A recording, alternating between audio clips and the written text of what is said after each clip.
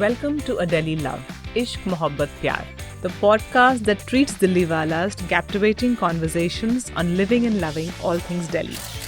Delhi is not just a place, it's a state of mind, an attitude that leaves a mark on everyone who visits or calls it home. I'm Yasmin Kidwai, your host, a documentary filmmaker, former municipal councillor, and at heart, the quintessential Delhi girl. I love how Delhi is both old and new at the same time. I value its history and heritage and love exploring the new aspects of the city we share. I'm no expert, but I grew up in the gullies here, enjoyed public service here, and just like you, shared a deep passion for Delhi's enigmatic soul. Together, let's embrace the delightful contradictions that make Delhi the city it is. After all, around every corner, there must be 1,000 dastans to share in this megacity of a million conversations.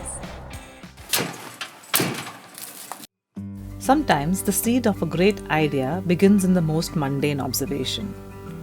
For instance, the person we're about to meet was in the middle of a round of spring cleaning his closets with his wife. They found 67 items in good condition, which they had not used for a while and did not need.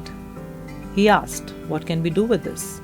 Looking for the solution, he began a journey that today gives dignity to thousands and helps to bridge the gap between the wealth in cities and the requirements of villages.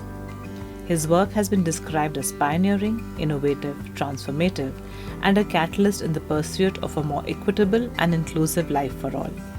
He is called India's clothing man. Once a successful corporate communications professional, Anshu Gupta left it all to create the NGO Goonj. Goonj works with urban surplus, beginning with clothes to address rural poverty. Their key insight was that everyone needs roti, kapda, makan, but hardly anyone focuses on clothing, which is about human dignity and rights. Goonj facilitates an economic bridge between urban wealthy India and impoverished rural India by creating a mechanism for second-hand clothes and goods to pass from the wealthy to the poor. Today, Vastradan is a nationwide ongoing clothes donation movement to familiarize donors with the concept of conscious and sustained giving. Goonj now works on issues ranging from disaster relief to menstrual hygiene awareness. Humanity, dignity, and sustainable development are at the heart of every intervention. Along the way, Goonj has created a small and motivated core team, a larger committed volunteer workforce, and connections with like-minded organizations across the country. Anshu Gupta's contributions have led to several awards and global recognition, including the Ramon Magsaysay Award. Today we will talk to Anshu Gupta about his work with Goonj, the NGO he started, about clothes as a basic human need, clothes as a currency in exchange for work, giving responsibly, tapping community wisdom, and the role of individuals in making a tangible difference to the lives of others.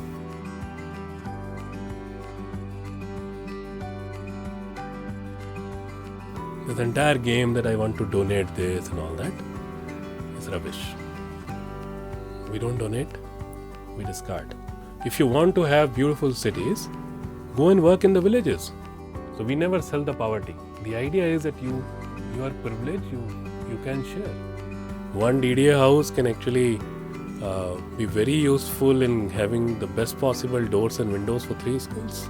Either we give what we have, we don't give what people need. I mean, when you discard something mentally, you should discard that thing physically also.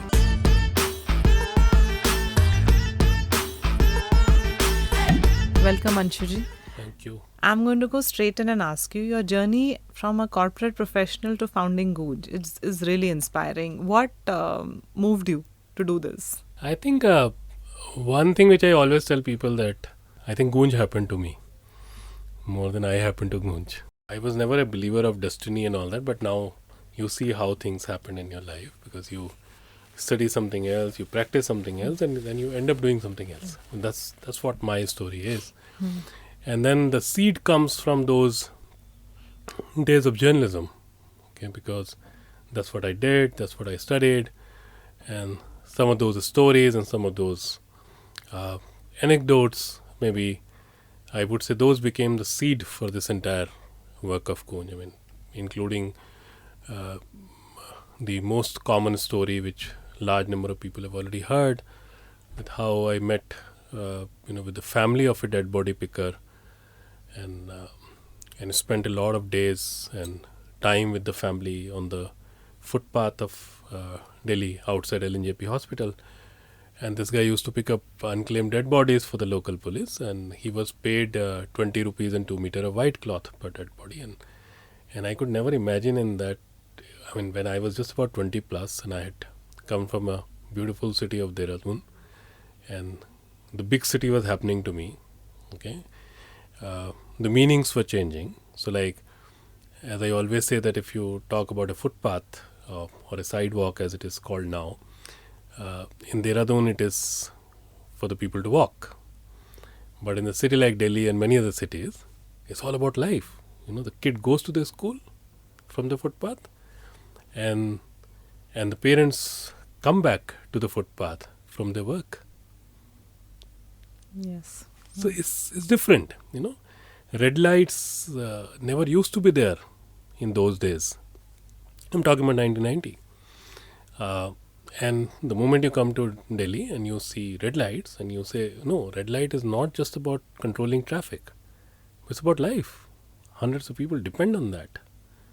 By selling, by begging, or near the red light where people actually stop to buy something, all that.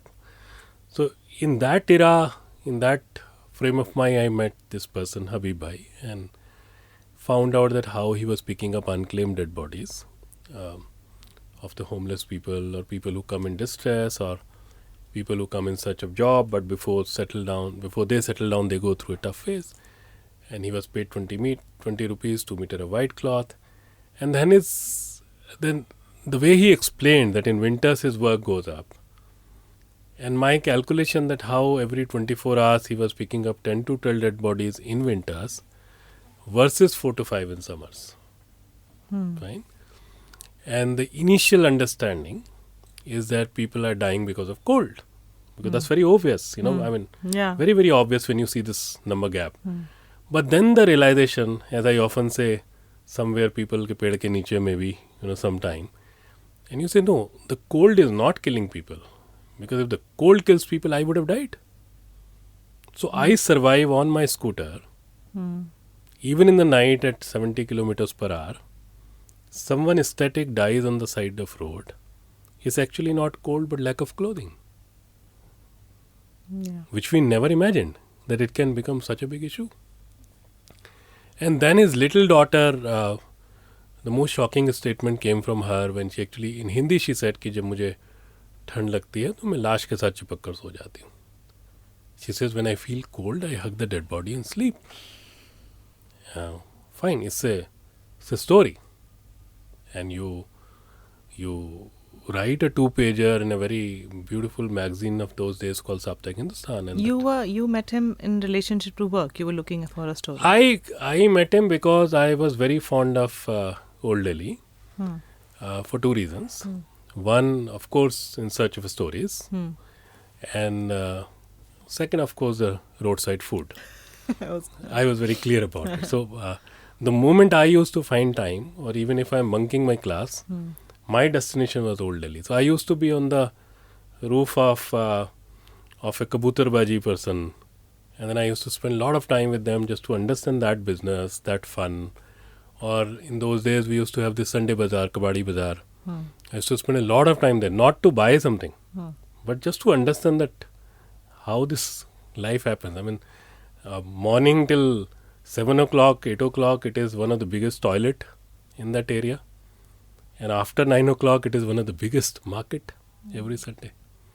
See how things changes. So that's what I used to do. And that's where I met this family. And that's where the realization came that it's actually the issue of clothing. Cold is not killing. So this you realized this, and it was somewhere at the back of your mind, because you actually I also read this, that you were cleaning, spring cleaning your closets with your wife, and you found some extra 67 items of clothing which you were like, what do we do with this? And that's no. So from those days, I think somehow cloth became something for me.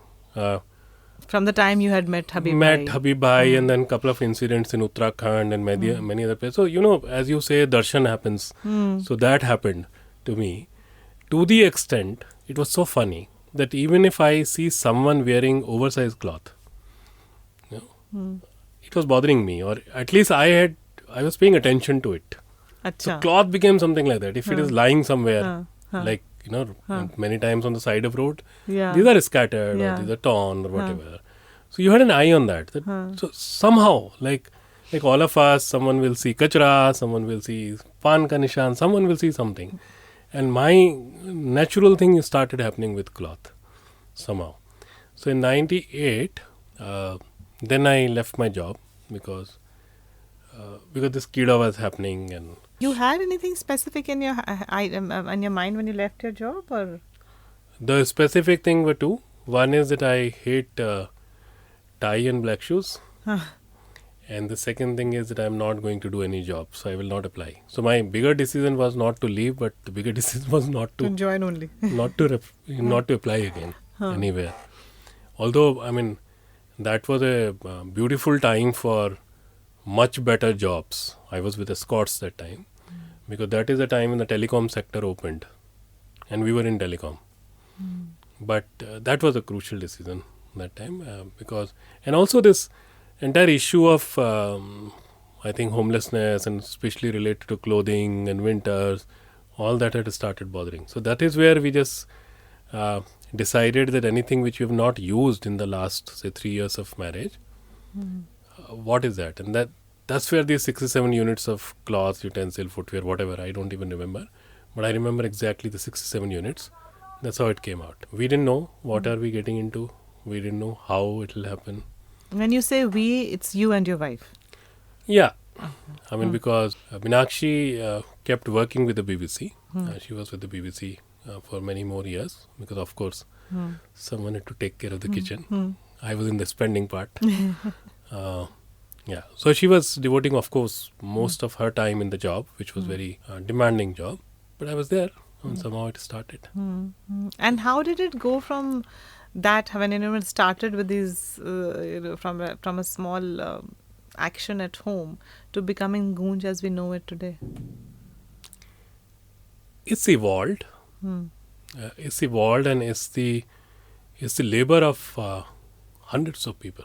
I mean, I'm just the face of it. Especially the people who came and joined when it was not a so-called brand, when we didn't have even 5,000 rupees to pay salaries. Couple of rooms we used to have, and we didn't have fans in those rooms. Right? And there was a time when we come from hardcore middle class. I mean, there are 100 different kind of middle class, but we come from the hardcore one, where salary is needed to run the month. Right?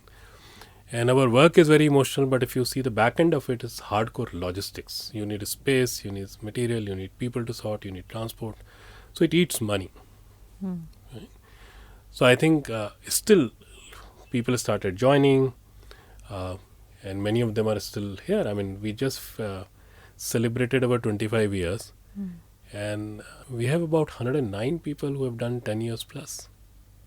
How many people does Goonj have today? We have 1,000 plus now. Oh, wow. Okay. All across the country. What is, how did you think of the name Goonj? As I always say that I can write a book on it now, but it's a beautiful poetic name. I love Hindi poetry. I do write also. I mean, has been my passion. Now, unfortunately, I'm not able to give time to that, but that's one. Poetry and photography are two personal passions. Photographs I've seen. So those two are passion. And so today we can talk a lot about it, but I think that time it was a beautiful name, and it was also challenging the normal trend.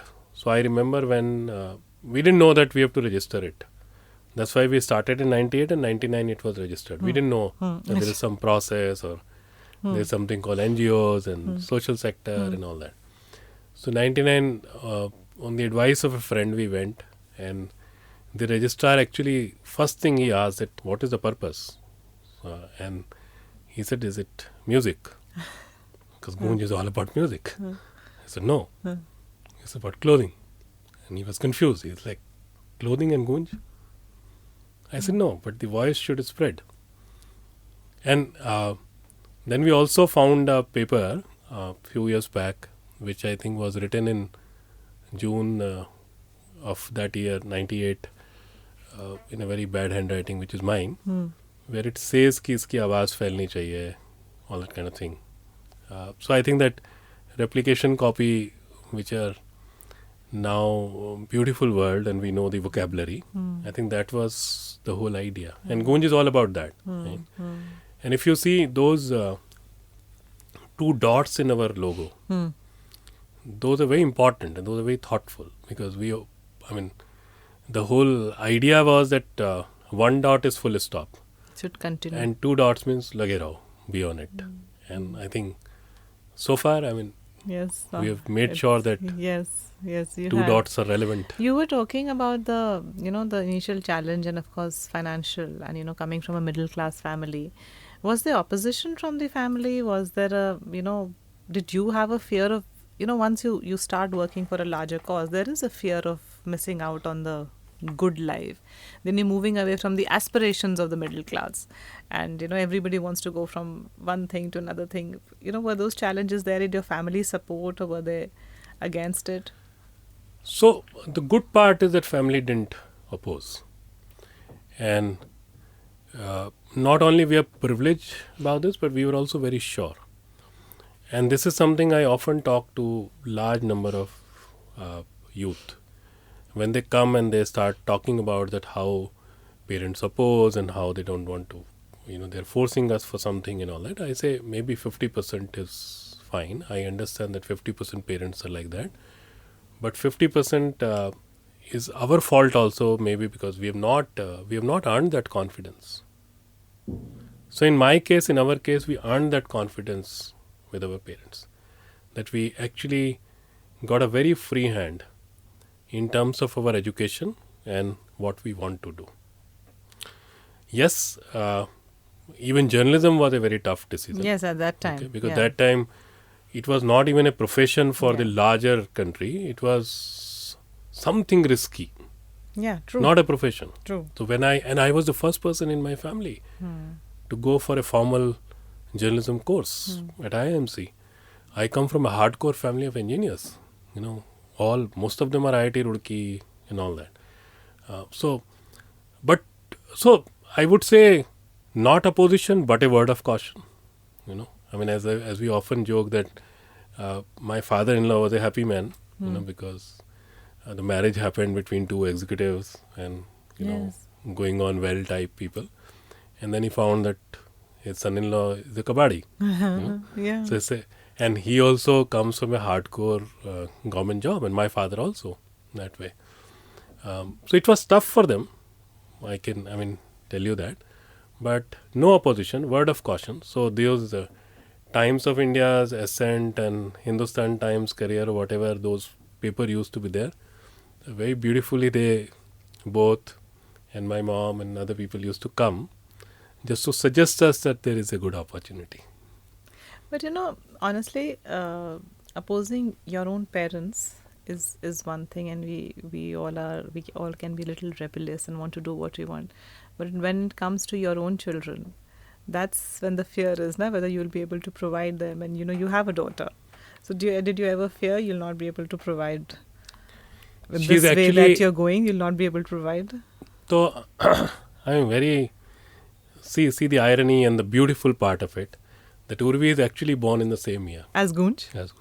Oh, okay. So we were just a few years back, we were called in KBC, and suddenly Amitabh Bachchan asked her about what does she feel and all that, and about her life and about her parents' work, and she says that I'm very proud, and the fact remains that this is a life. I have not seen any other life. And then she adds that in fact I call Goonj my sibling because we were born in the same year. How lovely. Yeah. How lovely. Yeah. And I think that day, to be honest, we cried a little bit, because You felt validated. yeah, I mean, it's not that before that we were not validated, but in a public forum, coming so instantly, that too in front of the Amitabh master, Bachchan, yeah. of Yeah, everything, yeah. So that shows something that I think we have done a little bit right. And also, I think when our parents took some steps in their life, they just took steps. When my father said that, come what may, I can be transferred 10 different places to the remotest possible place, but I'll not give or take a single penny. So Yeah, they came from that generation. absolutely, and I'm a proud son of those parents. Mm-hmm. So taking risk, saying no, is in blood, and handling repercussion is in blood. True. So the credit for that actually goes to the parents, not to me. But tell me, how did you decide, focus specifically on clothing as a catalyst for change? Donations are normally made in either cash or food. People like to donate food, and langar is a common concept. How did you get people to give clothes? It is proven that it's been a non-issue. Right? It's 100% taken for granted. You talk about 3 basic needs of humankind, you say Yes. roti, kapda, makan. Yeah, but the kapda is the Clothing neglected. never happens. Clothing is a hardcore charitable subject-object, or it's a disaster relief material. So you need a flood to be flooded with clothes. Right? Because we are not understanding that economic poverty is one of the biggest ongoing disaster. And 2020, in that COVID era, millions of people walking across is a proof of that. Second, winters are never considered a disaster. Although with that Habib story and much more, we actually proved that more people die in winters due to lack of clothing than earthquake or floods. What were we worried in, say, Ukraine or, say, Afghanistan? We were more worried about how people are coping up with the weather. But it's not a development subject. I mean, imagine even in MDG, SDG, you must be having some 100, 150s issues and, the sub-issues. Literally maybe from domestic violence to now, reverse migration. But you don't have clothing. Clothing still. And the fact remains that if few of us are in this room, many of us might be here without lunch. But all of us are here in this room because each one of us is wearing cloth. So it's a basic need. It's not either or. A lot of people came to us and said, oh, but if you're working, you should work on food. So a chapati can replace the t-shirt. The fact remains no. And maybe because the policy makers and the decision makers have experienced hunger. Because when you don't have dinner on time after lunch, you feel hunger. When you go on a tour and the hotel is not booked, you also experience what is going to happen. Where am I going to stay? But maybe the policy makers and all of us have never been through this phase. No clothing. When we are sitting somewhere in compulsion without cloth and making decisions. So it's a completely ignored gross issue across the globe. And there is acute material poverty. Right? Lot of people, to be honest, people like us also get into debt cycle by using credit cards to do what? To buy material. Yes. So if you see the larger country and the world, large number of people get into debt cycle not to buy the material which they want, but the material which they need. And this is completely ignored. And see this COVID thing. Everyone was talking about e-education. I'm giving a very simple example. Because clothing was a starting point. As you know, we deal with almost every kind of material. Anything which still has life, which should not go to landfill, is what we work on. Right? So when we were talking about e-education, my daughter, if she is taking a class, that time she was giving a class, on a laptop, you have a mobile to make notes. Now you see the larger population where everyone is talking about e-education. 2-3 kids are using one mobile at very high rate in any case, bandwidth cost and all. They listen, they talk, And no one was talking about notebooks and pencils. Where do they make notes? Very simple example, simplest possible example. That's how we ignore the need of the people, the larger population. That if you, like in disasters, in that any disaster, you will actually read XYZ villagers got water. Then next day, this villagers got water. For you, water means you send the tanker there, without understanding that those guys do not even have a bucket to hold it. So in the data, the water is gone because it is gone. But the fact they have not got the water because there is no bucket, it's material. A sari for women, a trouser for me, is my need. A pencil and eraser and a notebook is a need for the education. So that's how we understood the meaning of the material poverty. And we said it's acute. And because you end up, buying second grade material at much higher cost, that too on debt, you end up paying more. Your other important issues, are also bothered because of that. Because this precious, very limited resource, when you buy in such thing, when you spend in such thing, at the cost of your health and education. But is it a need which is understood as a basic need by the recipients also, or do they feel that this is a luxury, and my food need is more important to be met, because you have to sensitize people who are giving as also receiving, right? So in our model, a lot of things are taken care that way, right? So because one of the very important part is that if you see, clothing is also a symbol of dignity, right? And right from the beginning, we were very absolutely against the sustained charity part, because we were arguing that ultimately charity kills dignity of people. Sustained charity I'm talking about. Instant one time is fine, but otherwise it kills dignity of people. And dignity is not something you can actually give to someone. And dignity is something with which we all are born. It's a part of our soul. So the society either can respect or it can challenge. So we got into the respecting part of it. And we said that material, which is ultimately a symbol of charity or a tool for charity all across the globe, if people start earning this material, if people start receiving it with a lot of respect.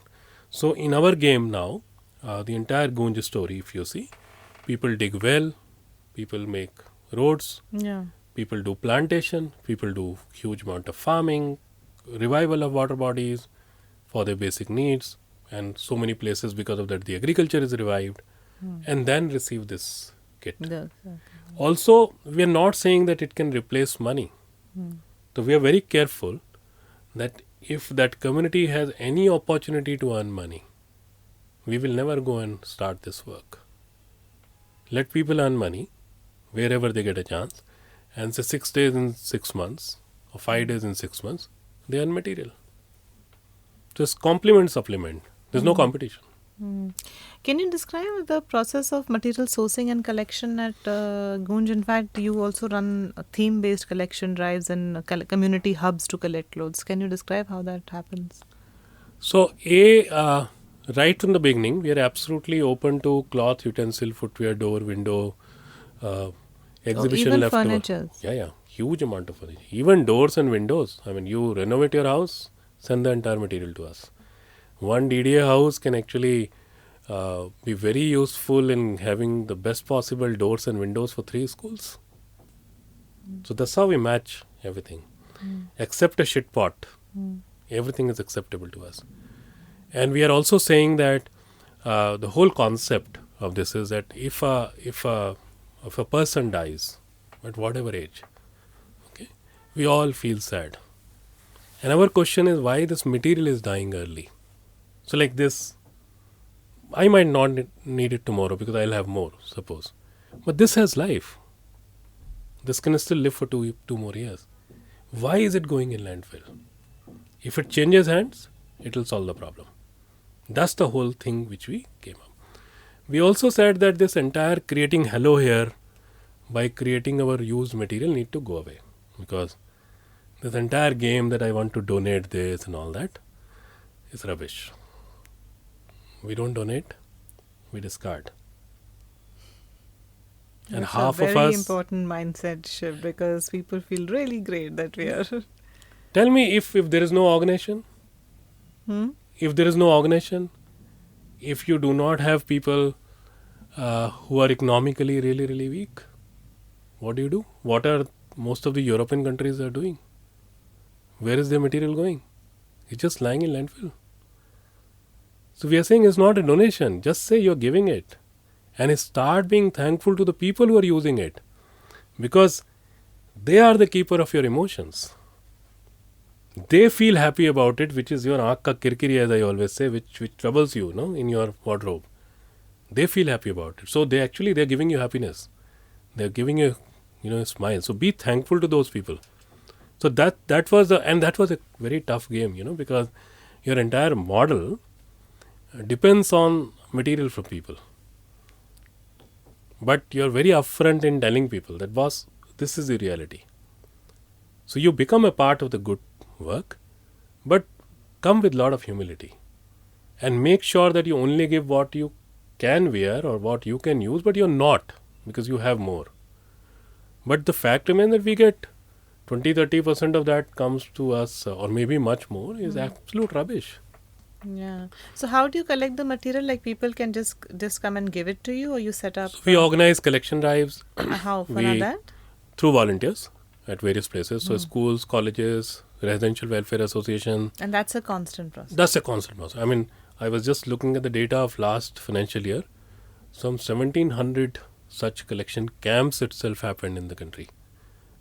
Apart from a lot of other drives which happens with corporates, schools, colleges, as I said.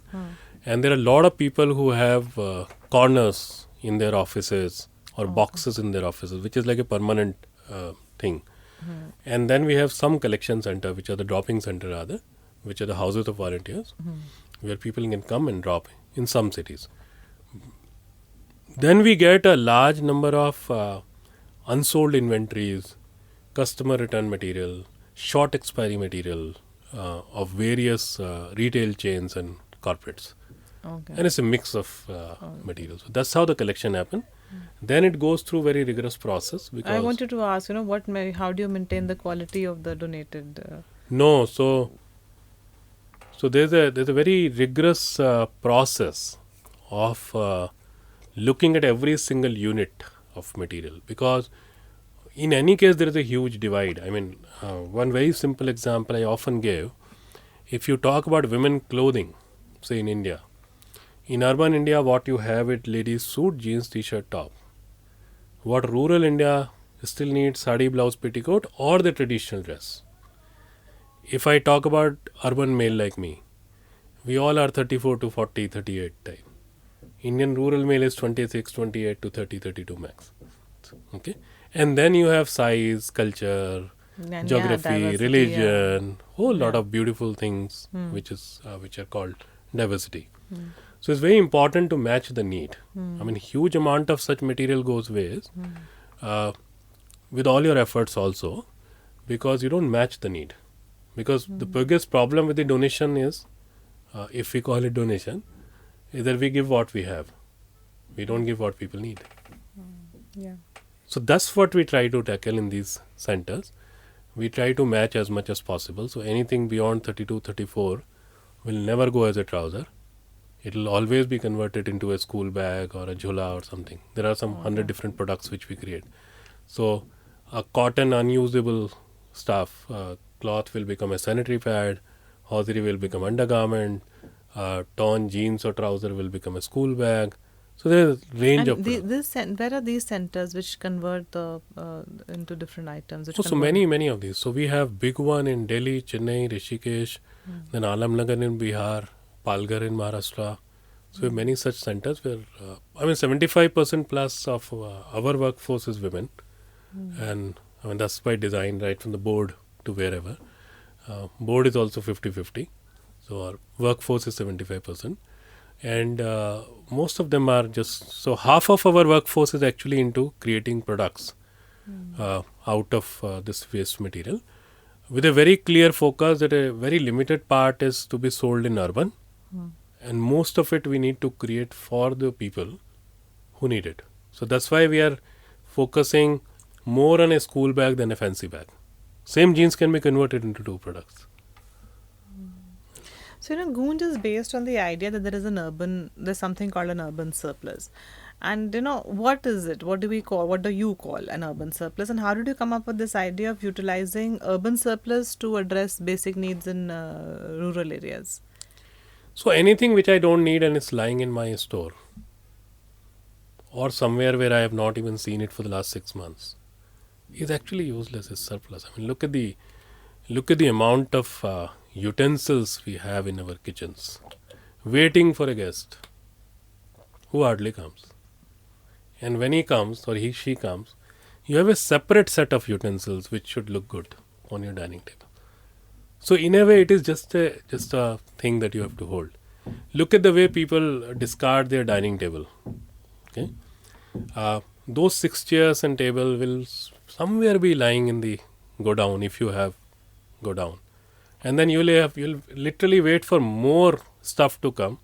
Then only that will go away, and by the time that goes away, it's of no use. And that's how a large part of material come to us. If it comes well on time, I mean, when you discard something mentally, you should discard that thing physically also.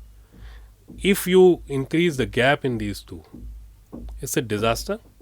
It's a disaster for you because it's still occupying your mental space and it's occupying your physical space. It's a disaster for that material because after a certain time, that material will not be usable. And the biggest story about this is shoes. 70-80% of the shoes which come to us are absolutely non-usable. It's a burden on us. Oh. Because you normally just keep it. You don't use it. I mean, this thing also has a life. Sooner or later, the cloth of the soul will die. And then it comes to us, which has no meaning. The people also find it very difficult to even discard. It's sad. Yeah. And although, I mean, there's no use of it because, and one example which I often give to people in this that, when you go on your email, what do? You remove the junk and then you start attending the important email. I'm wondering why can't that happen in life also? I mean, there's something which is junk which you don't need it, but someone else need it. I mean, look at a dining chair. So I always give this example to people that 6 dining chairs are actually the 50% business capital for 6 roadside barbers. Oh yes. Yeah, because they just need one razor, one mirror, right? Couple of very small things. And the moment they have a chair, say suppose today they are charging 20 rupees, they'll be able to charge 30 rupees. And that chair is a discard for you. But it's a business capital for that person. Look at the roadside barber, the way they fix something for you to sit. Imagine those stones and leftover poles or dabbas, if those are replaced by your dining chair. So you don't have to even come to us. Go very humbly, go to that person and say, boss, will you accept it? True. Don't say that I am doing a service to you because you're not doing a service to you. Yeah. You don't have a place to store. Yes. You will not send it to us because that will cost you 200 rupees just to send it. Go to the next store and solve it. You encourage that you take these steps on that. We encourage that. Goonj is not the only solution. Goonj is just triggering certain things. I mean, we don't want everything to come to us. We can't handle. We don't want to handle. Even Bata can't handle the shoe need of everyone. Even Airtel can't handle the, and we are much smaller than those guys. It should be a part of your life that go to a person and say thank you to that person and then give it. See how many thelawalas we see, in our neighborhood. How many of those women ever get a chance to sit on something? Because they can't afford. If every thelawala has a chair, they keep the thela, they keep the stuff, they'll put the chair also and go. Why not? They also have a right to sit, no? 10 hours, 12 hours, they're serving you. They give you fresh vegetables. They go at 3 o'clock to Okhla Mandi to bring the fresh vegetables for you. They do a distress selling in the evening. And you have a solution just to give a little bit of relief. Yeah. Tell me, how do you ensure that this surplus wealth you're talking about is effectively shared in the community that you're taking it to? How do you avoid inequalities in the distribution process also? That would also be something which becomes your responsibility. Cloth for Work is the name of the larger initiative. Right? There are many initiatives, but our flagship, I would say. That's like an auto filter. So if you are distributing something, you'll find a huge queue. Right? But if you are providing something, but for that you have to do something.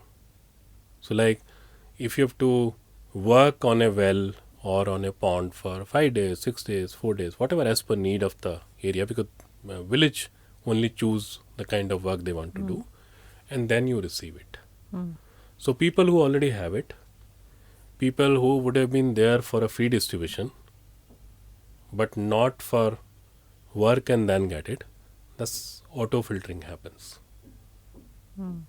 So in many cases we are not worried about that.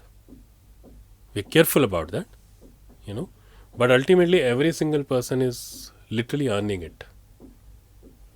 I was going to ask you about I was going to come to Cloth for Work later, but since you brought it up, how is Cloth for Work different from Narega? For example, that is also the same kind of, the communities involved, they're building assets for the village. How is it different from that? And they are paid in cash. Cloth for Work, the most important part is that the entire work is 100% chosen by the people. What work is needed. It is even open for Shamshan Bhumis and Kabristans and Akhadas, because that's the need. Right?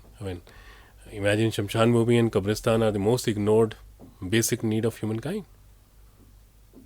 No one talks about it. But anything goes wrong in that particular part of life, you always remember forever. So A, it is 100% chosen by the people. B, we are using the local wisdom like Narega use that. But more importantly, people are actually getting something which otherwise was a huge resource but would have gone in the landfill. So you're actually not spending money. You're not exchanging with money in that case. Yes. Right? You've been able to come out with a new currency for that. So and the people are still, we always do this. People are always encouraged to take care of Narega if Narega is there in your part. The other important part is that in many cases what we have seen, Narega is more of an employment generation scheme. Fine?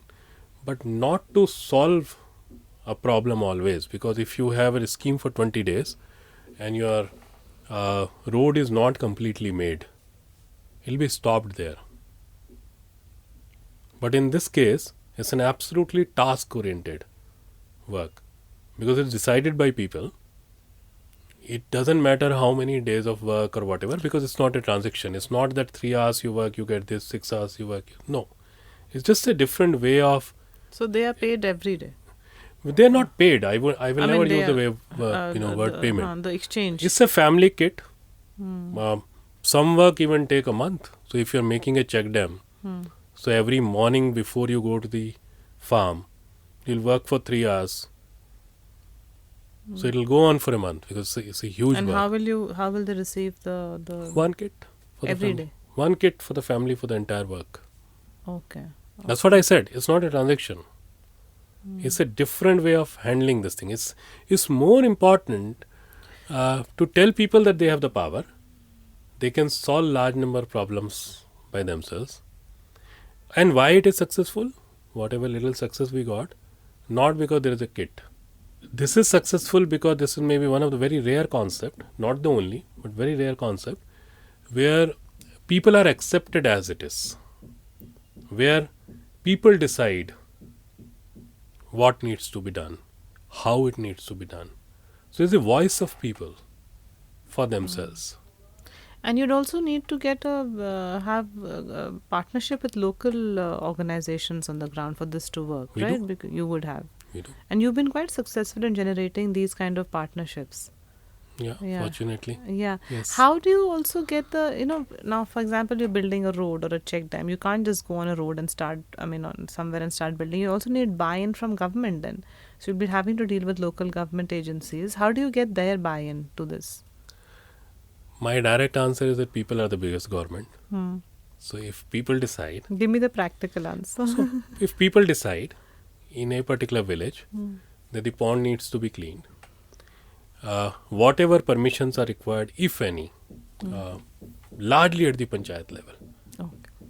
So if you see, the government is involved in all these work, but the very local government is involved. Very local governance structure, very locally elected, selected people are involved. So that's how the buy-in happen. And also these partnerships have been very helpful in that, because we might not have the inroads in those areas, but those local institutions have. I was reading about you that in your system, both the givers and the recipients both matter individually and equally. So, what does that really mean, and how do you view almost every entity as a stakeholder in this development process?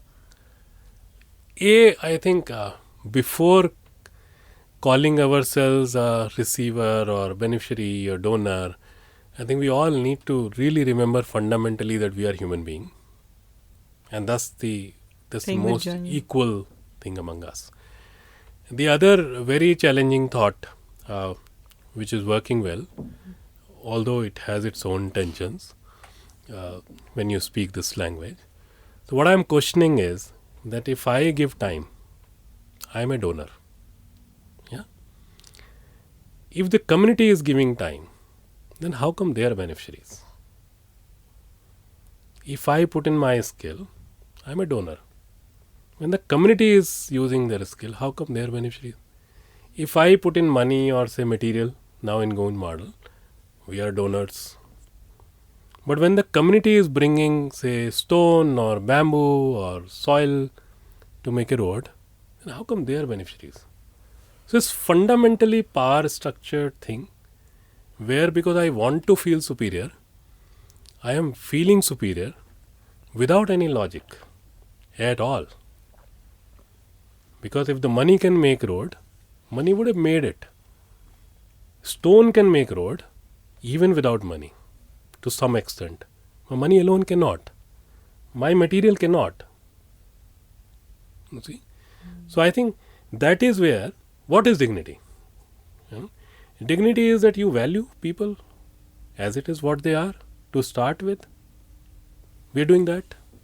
Nothing else. We are not saying that, okay, कुआं खोदना है तो जिसको आता है, anyone who knows how to dig a well come. No, that's not the game, boss, because you need only 5 people to dig the well, 5 people to fix it, 10 people to remove the rubble. So it's a teamwork, and every single thing is a skill. You just value people. Value it. So for me, it doesn't matter who is beneficiary, who is receiver, who is giving, not at all. I mean, a lot of people came, they wanted a picture. We are giving 10,000 rupees or 1 lakh rupees to Goonj. I want a picture with you. I said, why should I do that? You give me 1 lakh rupees because you must be earning say 10 lakh rupees. But there is another person who is earning 10,000 rupees and give 100 rupees. The value is same. So I'm not saying no to picture, But the picture cannot happen because you give 1 lakh rupees. Picture cannot happen because you give 2 cartons of load. It's all equal. I mean, picture we can take with anyone.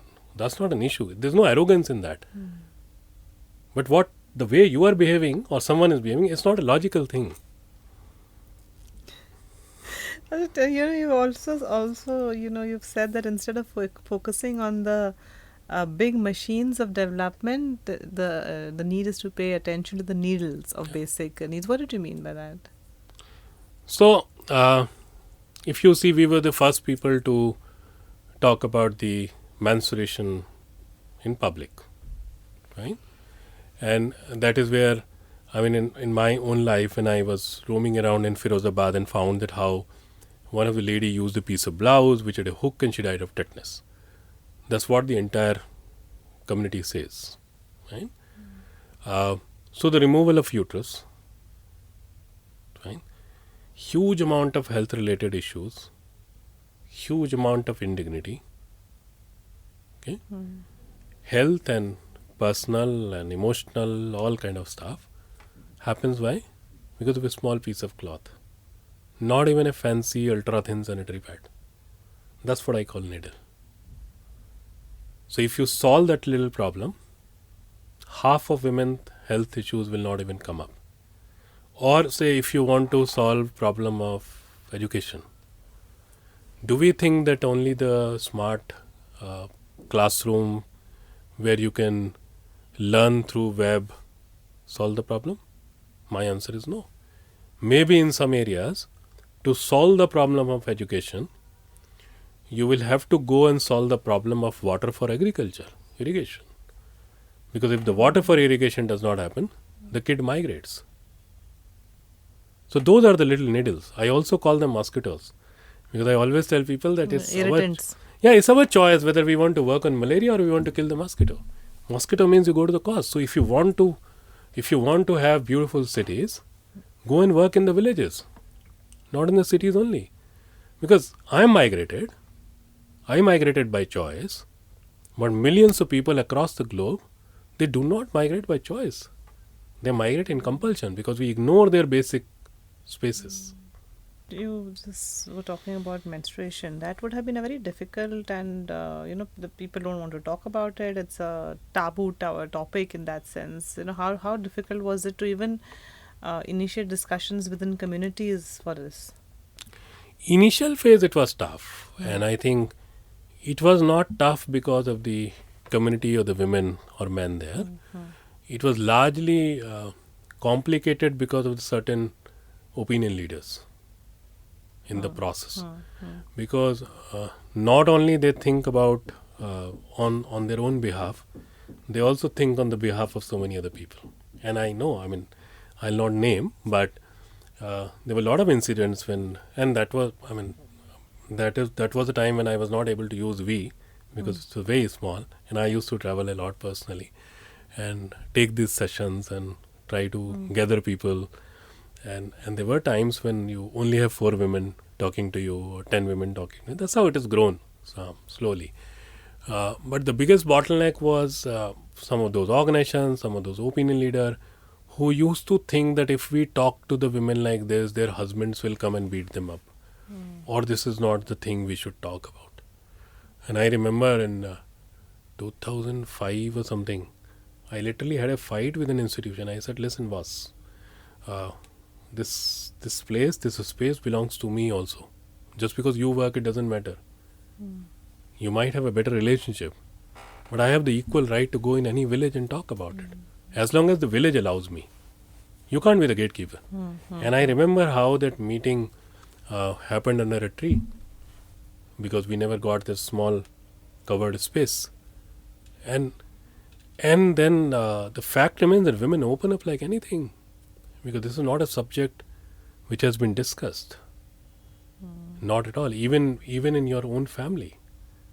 And even if you discuss it with your mother-in-law and sister-in-law, they're also equally ill-informed. No one knows about it. So people were so, they were offering so much.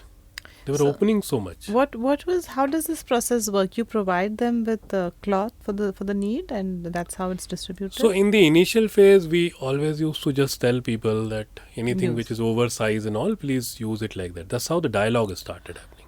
Okay. Yeah. But then we thought that no, I think we need to do it. So now you do it at your end. So we have a full-fledged system now in many cities. So every single cotton cloth is now converted into a pad, which is called My Pad. Then all the hosiery material are becoming undergarments with the loop, so that you can hold it. Your advertising material, flax and all, those are converted into a pouch.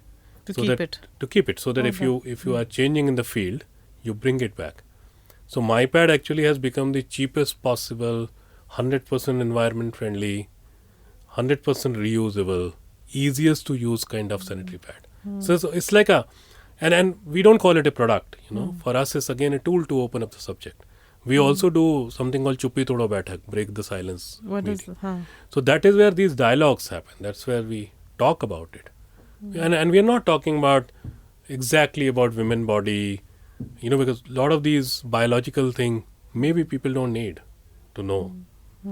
What they need to know that what are the consequences, why if you are bleeding more, is not because you have committed a lot of sins.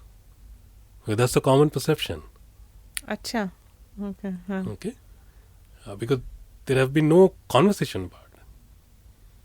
So we are just trying to break those myths and tell people that what is a two-way process, it's not just a one-way process. If we don't take care, the infection goes in, right? And it's a biological process, it's a normal process, and let's just also come out of those, I would say, drama statement that I enjoy my period. Maybe we don't understand the pain of those hundreds of people who do not have resources to handle it. Where you do not have a proper that's toilet speaking or from water. a complete place of privilege, right? Yeah. You've Let's normalize it. Yes. I remember in my early days of this work, I always used to say that I want to make it a dining table subject. So it becomes common. We talk about it. Your involvement in disaster relief started with the Uttarkashi earthquake. And how has Goonj Rahat program developed over the years? In fact, even in disasters, women, children and the elderly are the worst affected. And women with their their menstruation needs would be completely getting sidetracked there also. And how is your work involved in the... So I think right now it is one of the biggest vertical for us. In the initial phase, again I remember those initial idealism and dialogue baji, as I say. We used to say that we should not wait for a disaster because poverty is an ongoing disaster. Right? So we never knew that we will get so deep into disasters. And Uttarkashi was a very interesting story because we were just registered that time. We didn't know what is happening. And we made a small appeal to the neighbors and all that in Sarita Pyaar in Delhi and collected some stuff, and it was about 4 or 5.5 gunny bag, just small gunny bag, and we thought it's huge. So we called Red Cross because the only thing we knew about disaster is Red Cross, and we said we have a lot of stuff, so please come and collect. They sent a huge vehicle, and then we saw our material, but for us it was too much. Because we never thought that we can collect these 5 gunny bags. So we said sorry to them. And they were also very beautiful people. Whosoever come, they accepted it. In the evening, we celebrated it because we did something. And this was literally just few days of registration, 1999. But after that, it just evolved. And why it evolved? Because the immediate thing which is needed in disaster is certain kind of material. And our work is 24/7 material. Effective disaster management will happen with the best possible logistics. Yeah. And understanding of those communities. That's our 24/7 work. Building relationships, partner organization, community work, building relationship with the units of Indian Army to border road organization. You've done that also. In Srinagar, you worked with the Indian Army. Yeah. Border road organization to the panchayat, to whosoever we know that is the best player there. So that's how in disaster our work really, really picked up. And COVID became one of the biggest proof because earlier the disaster used to happen in one part and the other part of the world used to support that. If you see Kerala flood, Tamil Nadu flood, Jammu Kashmir flood, Uttarakhand flood of 2013. But if you see the COVID, disaster happened everywhere in everyone's home. And that time we realized that, boss, what have we done? It's so complicated to tackle it now. It's so overwhelming. Because every time you enjoy these few hundred partner organization, you spread in 25, 26, whatever number of states, it keeps changing every year a little bit. And these relationships with hundreds and thousands of people, all that you enjoy, you boast about it, right? And then suddenly a disaster happened where the supply side it stops, especially the second-hand goods. Offices are largely closed. Your entire logistics is in problem, right? And the demand is huge. But I think that became one of the biggest thing for us.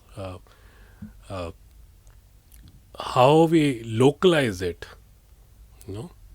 it is so far one of the most satisfactory work in our life, for sure.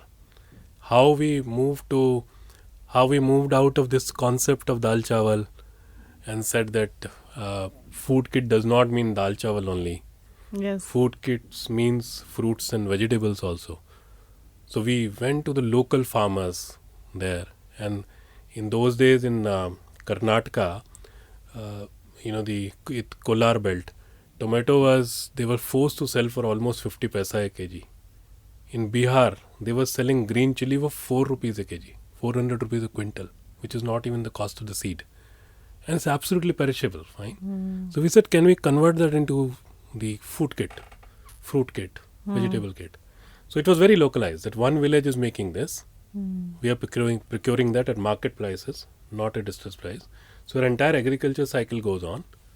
Fine. And here your partnerships really helped you. And some 400,000 kgs of, almost 4 lakh plus kgs of vegetable and fruits we procured at the market prices, no distress prices. And it's gone locally.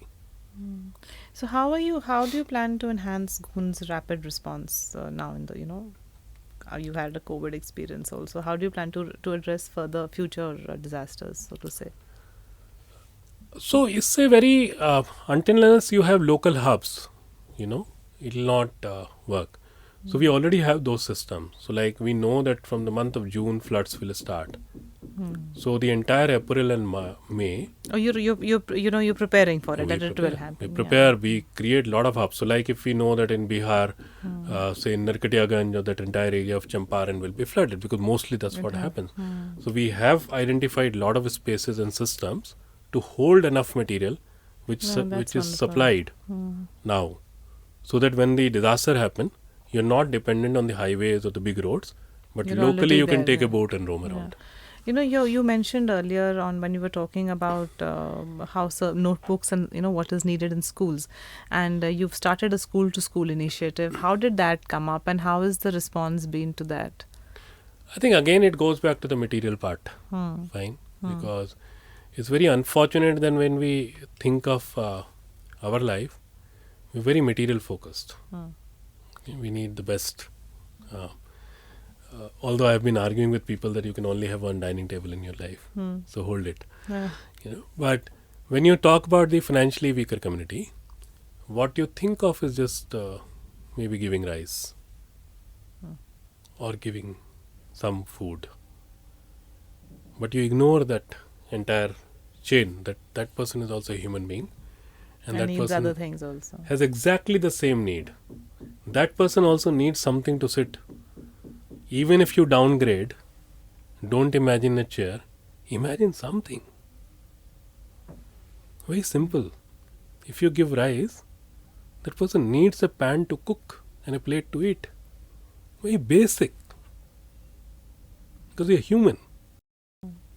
So even these books and all are converted into notepads? No. So what we started noticing, that how large number of students are suffering because of the very basic material, which is notebooks, school bags, lunch box, pencil box, pencil, very basic education material. And because it has become a revenue model for a lot of these private schools, even in the smaller area where you don't need it, but they'll force you to buy in certain cases. But large number of schools, especially in the government system, are still away from this fraud. Yes. Yeah. So at the least big we can fraud, I call it. So we can serve to those, and those are in millions. Yes. In that way. So we collect this material again from the students a lot. This also gives us a chance to speak about the grit and the courage of the rural kids. So we never sell the poverty. Right? We never say that because this kid does not have this, you give it. No, that's not the idea. The idea is that you are privileged, you can share. And that guy is very beautiful, that guy is very talented. It doesn't. You have an extra thing which is called opportunity and where you were born. No guilty.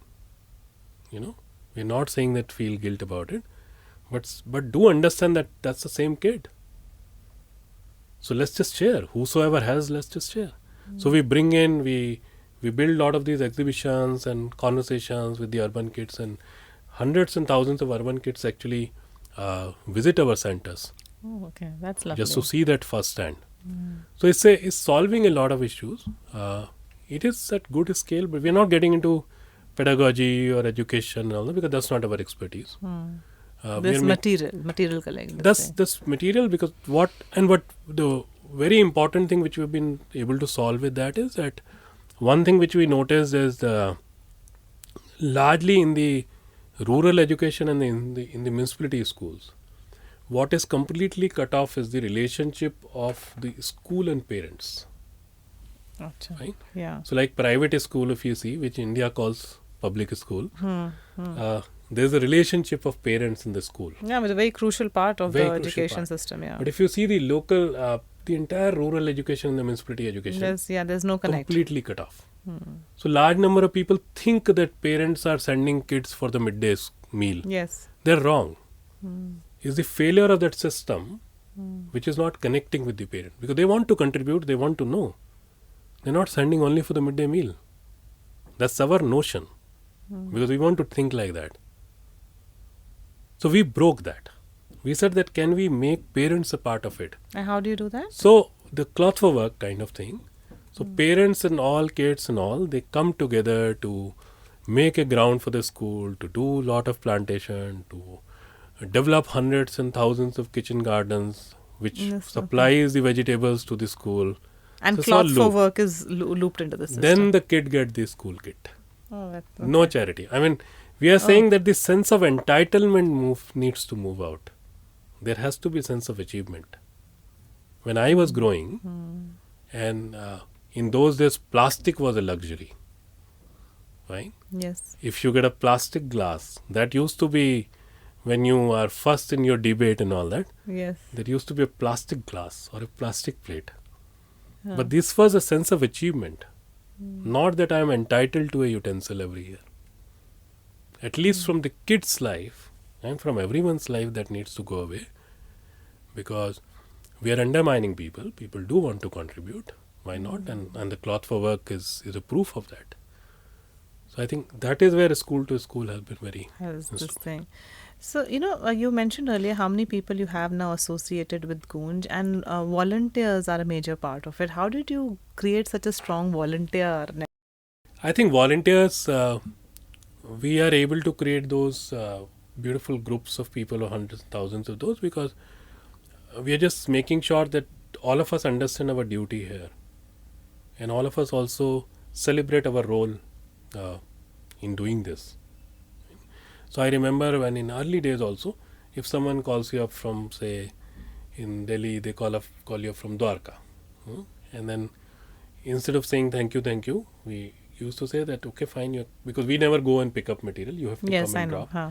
So we actually used to remind that person that you are using your Maruti, okay, and you are only, say, coming with your own stuff.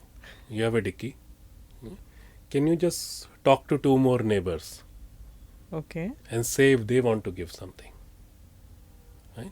So this person who is just talking first time to us, because we had a conversation, this person actually talks to 2 more people, okay, or 3 more people. And even if one agrees, this person has a sense of achievement. And the moment he comes here, he or she, whosoever comes here, we say now the next step is that, listen, one person listen to you. So can you organize this in your condo or your colony or your association? And we are there to support with all the material you need. Team will be there to talk to people about it. That's how it just started growing. Yeah. Because you understood your own power. Yeah. You understood that I might be a retired person, but you my can- asset is that people listen to me. And is that how you tied up with a lot of corporate? Like you mentioned that there are boxes which people can give, and they are permanently fixed in a lot of offices and all. Is that the same way, or you had to personally go and No, do I it? don't. No, we didn't go personally. To be honest, all these people who become your volunteer are also associated. Yeah. Either Yeah. they're a teacher, or someone in bank, or someone in corporate.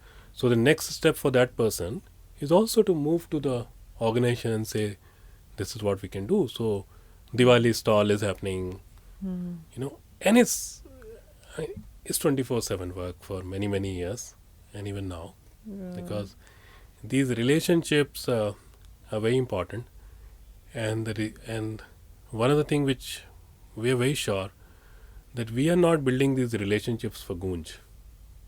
Then? Goonj is just a medium. Large number of people who are associated with us now, they're also associated with many other institutions.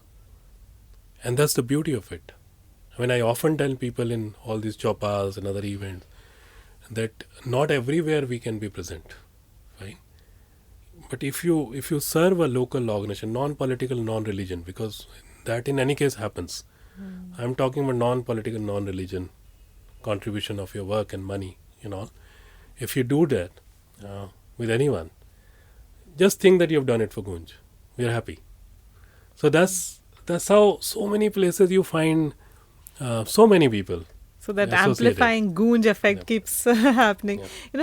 Goonj channelizes over 2,000 ton of material and is spread over, I think, about 25 states. And are you looking to go global? Because what I was reading is that people like to scale up the organizations, but you are focusing on the global replication of the Goonj. In your office, I believe you still use old furniture and old computers, and you haven't upgraded at all. So total, we were just looking at the data. In the last 9 years itself, it's almost about 55 million kgs, which is about 5.5 crore kgs of material, which we have been able to handle. COVID time, it went up to parts of 31 states and union territories. Normally, it ranges between 23 to 26. Why I say ranges, like last year we added Himachal Pradesh for one year, or Manipur when the crisis happened there. We might not work there. So in that year there was a spike. So that's how it operates. For sure, for us the idea is, and the so-called success is if we can scale the idea, if more replication and copy happens. I mean, even in my Maxase acceptance speech in 2015, I've actually said that we are giving you a copyright to copy our ideas. I was just going to say, people would normally get irritated if somebody copied their idea. No, we feel happy because only two things can be copied. One which is really, really bad, and one which is really, really good. So I say that maybe it might not be that bad, but if someone is copying it, if someone wants to really do it, it's our responsibility to work with that person to copy it. Yes, there should not be bad copy, because I know a few years back, and now also happen, many people just take the photographs and the same language and then change the name. Even the campaign names are taken by the leading newspapers and run those campaigns as their own campaign. Right? We can't stop them. Right? I mean, this is the worst thing. And I mean, you run a huge newspaper or a copy or whatever, and you do such, as I say, Chindigiri, that's your problem, fine. And you are also confusing people with that. You can always build up on that. Yeah, and you have the reach. You have the reach. You can build up, and maybe you have more wisdom, you have more experience, you have more collective experience. We're kids. So that's where we say that we are absolutely happy if globally, not only in India, and we have a lot of interest from other countries on it. To be honest, 18-19, we had started something on this, that other countries also start taking it. Then COVID, we became very busy. Now we're again in that mode, that more people start working on it. And imagine a day that the world starts imagining second-hand goods not as something to be discarded in landfill, but as a currency, as a valid problem currency solver. to use. Yeah. So see how many problems it will solve, especially when you're talking about climate disaster, landfill, circularity. I mean, these are new buzzwords. For the last 25 years, without knowing these buzzwords, Yeah, but Here is a it's like proof of concept. sustainable fashion is a major buzzword now, and I kind of believe that we haven't understood it from all parts of it, because every brand is now talking of sustainable fashion, sustainable fashion. But what is it really? Because if it's fashion, you're going to want to upgrade and you're going to want to change, but the cycle needs to be understood. And Uh, the production will keep happening. Let's be honest about it. Right? that's exactly what I'm saying. Because That that's what people production don't understand. Because these and it's an people, economy. It's going to run. it's an It needs economy. to. People will say we are providing so many jobs and all that. Yeah. So one option is this, where you find a different segment of the society which still needs it. Yeah. And if it circulates in that, I'm not saying this is the only solution, but this is one of the solution. And yes, on your earlier question, we do use the second-hand material. Say in our offices, we haven't bought any. First time in the last 25 years, after the full-fledged work from home finished and everyone came back, then we had no chairs to sit. So I think the only entry of furniture in the last 25 years in our books is about 20 chairs. Yeah. Nothing else. I mean, every single thing in the offices, especially in terms of furniture, is Yeah, because that's the first thing people want to do now. Once they become successful, is want to put the no. And swanky we are still furniture. in very what people call suburbs and outskirts. Although what is outskirt these days? But if you see, we started in Sarita Pyaar and Madanpur Khadar when there was no Modi Mill flyover. Those days you can say that way, or it was just the starting of it. So similarly in Bombay we are at Mira Road. Now of course every single place is becoming more and more. Tell me, how do you measure the impact of your work? I think one, if people start taking their own initiatives. So if I see cloth for work, and if we see that we all say cleaned a pond as a part of cloth for work, but when you go there after 3 months, 6 months, is the pond clean? Okay, because that means you are taking responsibility. That is one important parameter. Or if we created 100-meter road or 200-meter roads together, or 500 meters, a kilometer road together, did you really make efforts to go to the government agency, to the panchayats and all, to make it pakka? And more than half of our work, largely, becomes pakka. Acha. Because there are budgets, right? There are people, and for every single thing we know that there is a budget, right? This is where the conviction comes. This is where the community goes. This is where people see it is happening. They also understand the value of it. So like there are a lot of places where we created a bamboo bridge, first time in the history of those areas, and now you have proper concrete bridge. Acha. So in our case, everything is trigger. So like if you see our center, there's a section on the one side use paper, because in the last 25 years, we don't remember buying an A4 sheet from the market. Even our letterhead, our correspondence on the project to the government, our annual reports, and whole lot of these things are always printed on the one side use paper. So we get the wastage from the photocopy shops to the corporates in huge quantities, and then take out everything, a pin and everything, and then use it in our printers and all. And a lot of people come visit, and then we see that suddenly someone who used to send a tempo of paper to us has stopped. And that's our success. Oh. Because you start using it. And it has happened so frequently and so many times. Being known as the clothing man in India, and you've got prestigious awards, and the Raman Magsaysay Award is, of course, the biggest. What does it mean for you personally? In the fun part, I often tell people by earlier where I was called as a guest, now I am called as a chief guest. But I think, if you see some of these fellowships, whether Ashoka or Schwab, these are also big recognition. I think one thing which these things bring to you is a group of mad people on a platter, and you feel that you're not alone.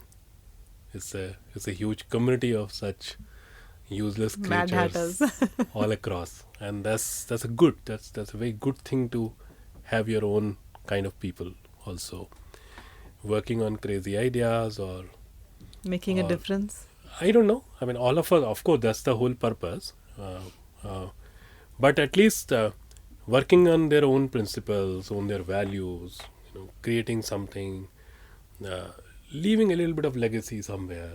Fine. Not so. The fact remains that not only the political or the business people leave a legacy. There are so many other people also who leave a legacy, right? And the people who are working on the social cause also in a big way. So you find that community. Max is a kind of thing, of course, are big surprises in life because you never thought that somewhere where you see Mother Teresa or Pandit Ravi Shankar or Vinoba Bhave, somewhere, your name will be there because you never thought about it. So that, of course, came as a very big, very beautiful surprise. And also, whatever it means for me is one part. More importantly, I remember when the Maxase happened or some other recognition. Even in the remotest possible villages, when people came to know, especially if it is covered by media and something, that's how the news travel. We don't tell everyone. People were distributing sweets in the villages. Okay? They don't even know what is Maxase all about. Half of us don't know. A lot of people don't know. But they were just feeling happy about it. So something good happened to us. Not to me, Yes. but to us. Because and as I always say, doing good is a collective responsibility. I'm the face of it. I'm privileged. Tell me, individuals who want to contribute to Goonj's mission, but don't know what best they can do. What type of how they can give, whether the time, material. What would you suggest for more people to join and come forward? So most important part for us is for sure material. Okay. But more important that material, with the material, is also this different language. Right? So that you bring corrections in the way people are giving. No one in the world should get a blood-soaked undergarment or a distorted jeans or a shoe without a sole or a broken toy. No, something which should go to kabadi, fine, so that it is recycled or something. How can it land up in the hands of people? And we are not the only one who are at the receiving end. We are, one institution. If you hear from so many institutions, you'll find the same. If you hear from so many people, individual, you'll find the same. Why should your house help get your suit, which you have already worn for 3 years, and you are insisting that your red color suit should be given to her? She hates red color. She doesn't want. She never liked when you were wearing red color, but she had no say. Now she has a say. She has a right to say no. Don't come and say wo bigad gayi. She doesn't want. So how do you respect? And material is a very beautiful tool to have these dialogues. I mean, see what we are doing. And for the last 25 years, we're collecting and sorting. We're doing the same work. But see how many things we've been able to create. And more importantly, language. More importantly, dialogue. So that is what we need more and more people to do with us. Right? And then, of course, the second is money, because it's a very sad thing that people come and they come and tell us that how they support Goonj in this, and then they give money somewhere else. They don't understand that if you give me a T-shirt, you need to add value. It will be sorted by a paid person, sitting at a paid place, will be transported by a paid transport. So many corporates also, institutions also, they do massive collection drive. They get the best possible brownies for that, right? And we get the material. But every truck is a logistical thing.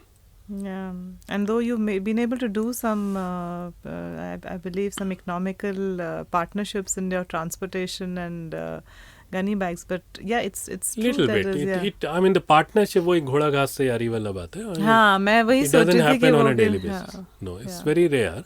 It does happen. Yeah. So in the- donations are important, and sensitizing. money and is material the- both are yeah. important, and also And being sensitive, like you very said. sensitive. That's the most important part, because as I said, that Goonj is not the end of story. Fine. I mean, if you change that basic thinking process, and a lot of people are not doing it in a deliberately. Yeah, they just don't know better. No, because like I tell you, when tsunami happened, 2004-5, there was almost about 100 trucks of material at Virgambakam go down of the government, which was undistributed. So somehow we got into it. We said we will sort it and all that. While sorting first 100,000 units in Chennai, in the heat, we actually found about 1,300 monkey caps. Full cap of Kashmir and other places. Right? So my question there is that someone must have made effort to go to a dropping center and give it.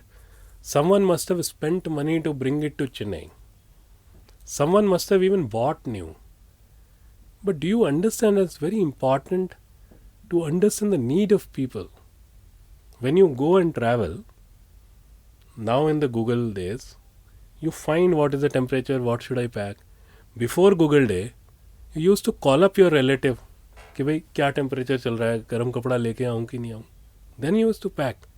So why does it change when you have to give it to someone? It's human. That is where we need more and more people to bring a fundamental shift in this game. Otherwise, it's just go or come and drop it at Goonj, and Goonj will take care. Okay, fine, we'll take care whatever you bring. But it's much beyond that. Anshu, your earnestness and it's still so fresh. It was really wonderful talking to you, and I hope that through this we are able to reach at least a few people and who come forward as meaningful contributors to the cause. Thank you so much for joining us today. Thank you so much. Thank you, Anshuji. It was great talking to you. Goonj has various initiatives in Delhi, ranging from relief efforts to community development projects. Many of us are eager to contribute to social causes but don't know what to do or even how to go about helping. I'm sure after listening to today's podcast, many of us would like to sign up in whatever capacity we can and make a difference. With the Delhi Love, we speak to people from Delhi who have stories to share. Stories of those who are invested in the city. We help build communities and open conversations that make Delhi more accessible, welcoming, and adventurous. Join us next time as we explore Delhi's hidden gems, people, places, and stories on Delhi Love, Ishq, Muhabbat, Pyaar. I'm Yasmin Kidwai. Until next time.